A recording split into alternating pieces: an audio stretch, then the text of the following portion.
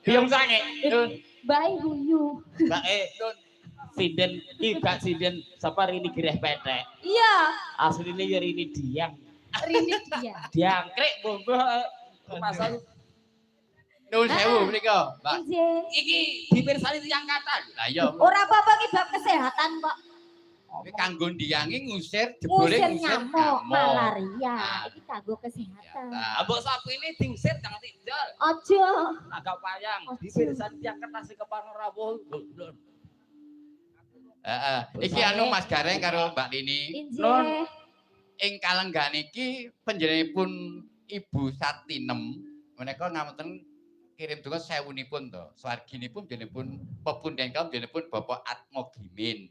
Nah, Dek nek genepe wi apa? Bin Karto Siman. Bin Karto Siman. Nah, Aku tak tekon karo awakmu, Mas. Aku ngerti omong awakmu apa kuwi jenis nate mondok. sapa? Awakmu. Lho iya ta? Nah, Piye terus aku nek. jer menungso ning nggone alam donya iki mesti bakale kabeh Bakale kabeh mesti mati. mati. Oh iya, kuncen ana gedhong ana mati datan wurunga. Arep setya kaya apa tetep bakale Mati. mati. Lah. Terus dalane mati kuwi wong kudu piye ayo? Lho, yo ngibadah. Wayah poso ya poso, salat 5 wektu, khusus wong lanang wayah Jumatan. Ya bener kira-kira ya. Lho yo wong Islam. Ya, kok. Islam. Kleru, Mas. Dalane kudu piye? Kadoan. Balen ana nek. Wong neng urip dalam donya sing duweni nyawa mesti bakale Mati. lah nek wong mesti dalane mati kuwi wong kudu piye? Ibadah sedekah. Alah.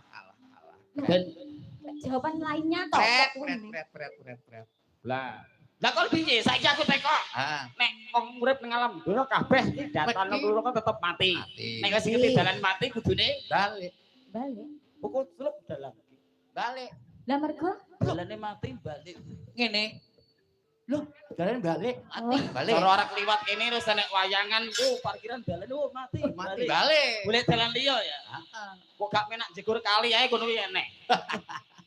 Lah kowe koyo pinter-pinter koyo ngerti-ngerti ae. Ya iya. Nuwun sewu, Mbak Limbo biung Iya. tangi. Heeh. Bab kon mati. Ya. Apa sing digegem wong mati? Lajo.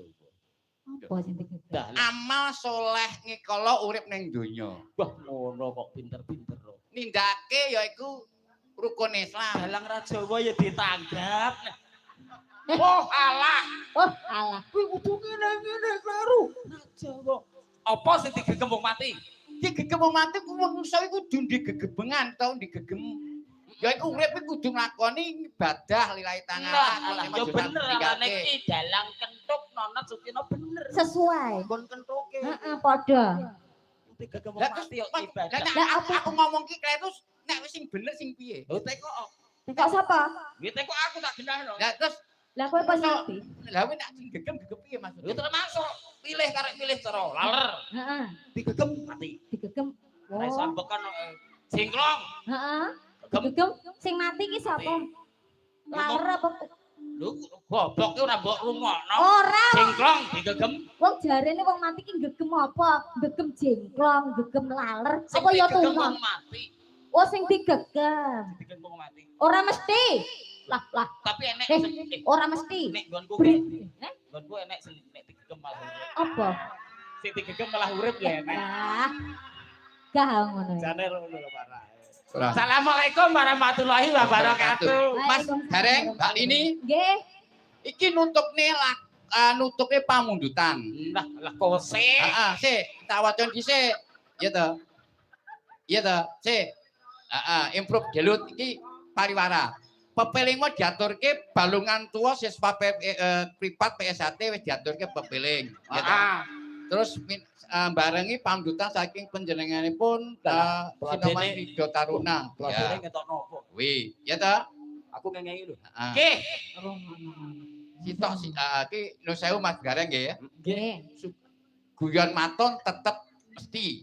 Mergo awakmu ning kene ditanggap kudu iso guyon Oh maton. iya. Iya. Perang aku rumase perang udan campur angin. Mula saka kuwi. Iki diaturke yaiku selendang biru. Lah alah lah. Selendang biru tapi